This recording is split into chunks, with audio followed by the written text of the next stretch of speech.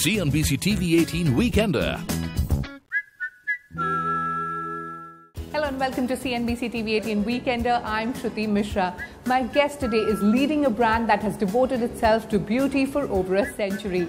With its international portfolio of 34 brands, this French cosmetics giant entered India 2 decades ago and today is one of the leading players in the Indian beauty market. Well, you guessed it right. I'm at L'Oreal's office in Mumbai. Let's go and meet the Managing Director of L'Oreal India, Jean-Christophe Letellier, and trace back L'Oreal's journey in India, its growth strategy and its future plans, and also what's in store for the beauty-conscious shoppers.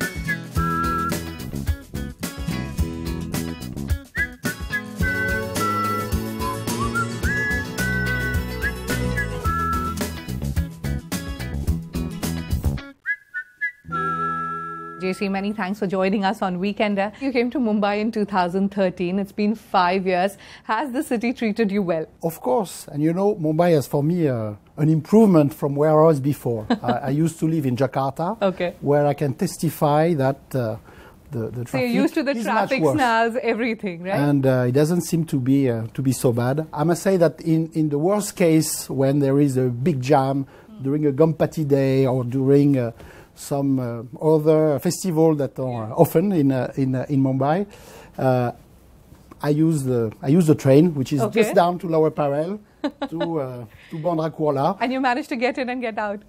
Yes, of course.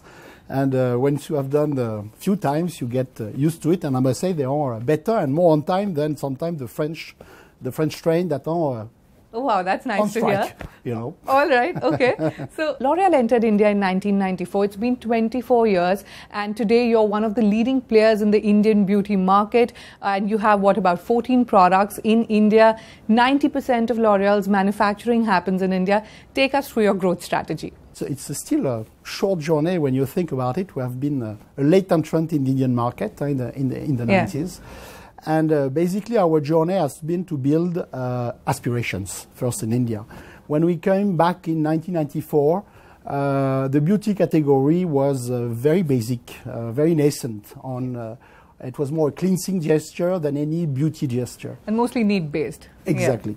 Yeah. And fundamentally, we have created aspirational brands, and we have created new categories. So we have been very much focusing not on going on the largest market that was existing at the time, but building new categories that the consumer for the future would want. I would mention some example, like when we launched skincare, we didn't launch a whitening product. We launched an anti-aging product. We were the first one to bring the professional product into India with a lot of education. We brought the first conditioner to the country. Yeah. We brought the first dermocosmetic product that you can find in pharmacies. We brought also the first male face wash a few years back, or the first Kajalin pen. I could mention many of them. These are a lot of firsts here. But you know, Indian beauty market is being growing at 10 to 12%, but thrice the global pace. And currently being the 12th largest beauty market in the world, you've led L'Oreal since 2013. How has the market evolved and how excited are you about this opportunity? India market is fascinating and full of promise for the future. Because it's true, there is a big evolution. Currently the market grows, as you were saying, is one of the fastest in the world. Yeah. It's still ranked only number 12 worldwide, so it's still not at the level where India, of course, can be. And when we look at our own provision and the vision we have for the country, based on its young population, the digitization of the country, the new type of consumers, the wealth that also gets spread. Fundamentally, we believe that India will sustain to be the fastest growing country in the world for beauty, and will become in the top 6 where India belongs. Okay, by when? By 2025. Okay, so that's give us 10 years where India will be in the club of the top 5 beauty countries in the world, with also evolve consumption that will be based less on, again, hygiene and need-based, and more on beauty and new routines, which will be very much driven by new categories like makeup, hair color, treatments for hair, which are still new and relatively nascent in the country. You know, you spoke about the new categories, but what are your focus categories for India and how different are they from your global categories? L'Oréal globally focus on 4 channels and through the 34 brands we have. Yes. And we cover all the big beauty categories where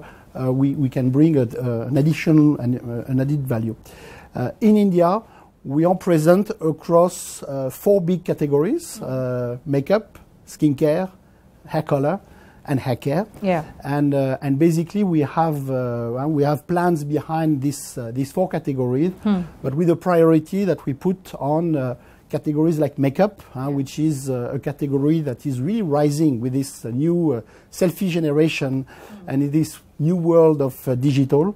And the second is, of course, a category like hair color is very important for us. It's the origin of L'Oréal back more than 100 years ago. Yeah. That is very strong in India, both professional and in mass market. Okay.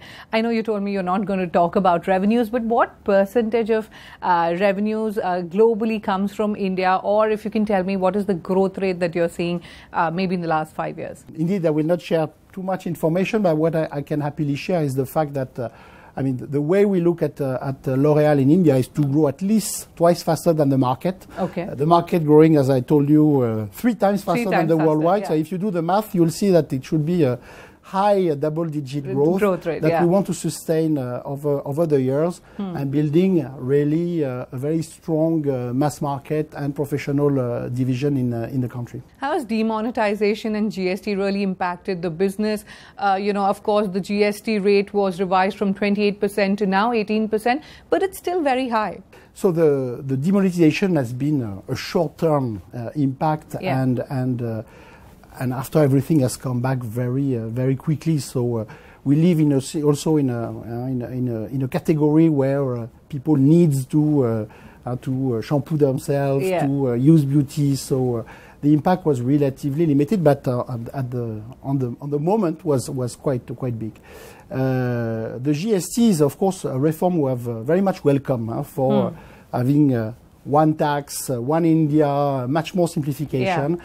It's true when the rate came at 28%, we were, of course, in shock. We along with the rest of the industry, we worked also and tried to dialogue with the government and we were very happy to see that few months later, it was revised. Finally it was revised to 18, which I believe is a fair rate. It's still high in Asia Pacific, but if you look at the global perspective and if you compare to the rate that was applied before, I think it's a fair rate where the consumer can benefit. While online retail is booming in India, women still prefer to buy cosmetics from brick and mortar stores. Online retail still has a lot of catching up to do, but L'Oréal has kind of stayed ahead in the market, and you have about 10% of your revenues coming from the e-commerce channel. How big are you betting on this opportunity? The digital has taken the world by storm, and it's the world, but it's India also. When you look at how is India today compared to what it was when I just arrived in 2013, the scale of digital, the scale of e-commerce has been phenomenal. I think you know the numbers, more than 200 million on Facebook, on YouTube, 2 billion search on beauty in a year on Google, which was half 1 year before. So you see the appetite of the consumers and who are looking for or searching for beauty solutions, tips, how to, thanks to digital. So it's a complete revolution. And so do you see the number 10% rising much? Definitely, because it was 0 3 years back. It's 10 today. In some of our categories, it's more than 20. Okay. And that brings me to my next question. You spoke about the digital landscape and how digitally connected consumers are changing the beauty industry. How is L'Oréal adapting to this? What are the kind of innovations you've got to the table? We have done a lot on the digital front, and we have the highest share of buzz in digital. We have the highest share probably of e-commerce coming from a beauty brand in India. So we have done a lot. And basically, we have completely transformed the way we do marketing. Okay. Because now it's true, before you could only communicate to your consumer one way through TV. Now we have engaging content. More than 20% of our media budget goes online. We have specific creative for specific type of consumers. We can give a lot of online education. So the entire marketing has changed on one side. And on the other side, we have really driven e-commerce with all the nascent partners here. And we are working hand in hand because we co-create this success. Nykaa is a great example of an Indian specialist in beauty that we have worked very closely to build a fantastic success in India. Is it easier now to sell to Indians as now they're more exposed to global trends? And what are the 2 to 3 things that you've learned about Indian women?